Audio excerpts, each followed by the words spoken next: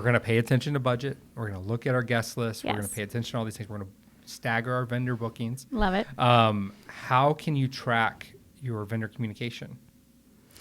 I think it's a really good tip to create a wedding only email address. You have to make sure you check it. But I think that's really good because you're not having like J.Crew ads coming in or like emails from mom. It's just wedding related stuff that's coming to this email. So that helps you just to stay organized. I would get a binder, create folders, some way to like organize. And, have organization on your computer as well. Make sure you have like a tracker of all the things you need to do. So those are some different things to keep you organized. Okay. How can you compare all the vendors that you're looking at?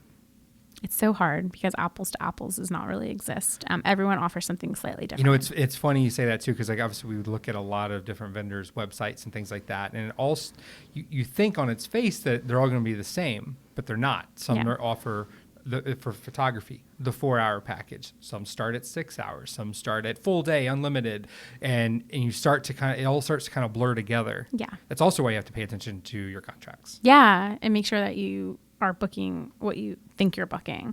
So I mean, I would definitely reach out to each of the vendors. You can do that easily on Bustld, and set appointments. You want to get kind of an idea, let them know of like what your budget is and what you're looking for.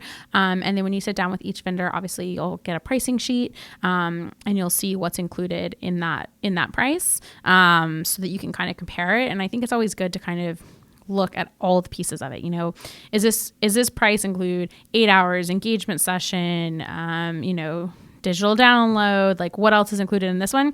And then for the same price with this photographer, what am I getting? So at least you kind of know. Of course, relationship's going to be a big piece of it, but obviously budget's a huge piece of that as well. Yeah, we should actually just do a whole segment on that, just kind of comparing different packages, because I think you could really dig deep into that. Yeah. Because there's so much nuance, almost for each category. There frankly. is. Yeah. Okay, so then once I book someone, how do I stay on top of it or them? Obviously, if you have a planner, that makes it really easy. Sure. But if you're doing it on your own, an Excel sheet, we talked about Google Drive, I think, in a recent podcast. That's a really good way to kind of keep everything centrally located, that everyone has access to. So I would keep track of like due dates, what amount is left, how much have you paid, do you owe them other things? Like a lot of times with a coordinator, you might be have to have a questionnaire to them by a certain point or a floor plan.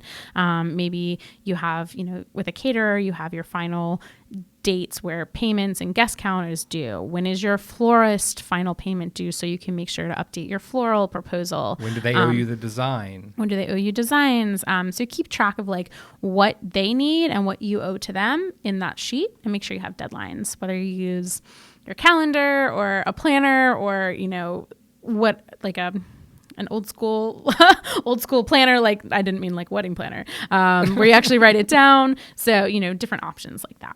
Yeah. And I think, it's interesting. We talk about this whole thing about game plan. And I think if you do all of this, especially that last part, I think that's going to help curb a lot of the anxiety. For sure. Because when you don't know what's happening or where next steps are, I think that's going to drive you nuts. And I think from just when I talk with my team at Bustld, we always talk about what are the next steps, what is happening next. Because if you don't have a next step, you don't have anything. So right.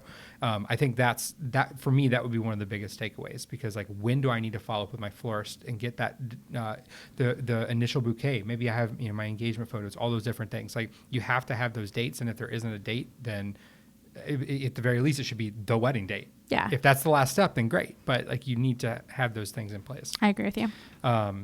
See, I'm more organized than I think I am. You are.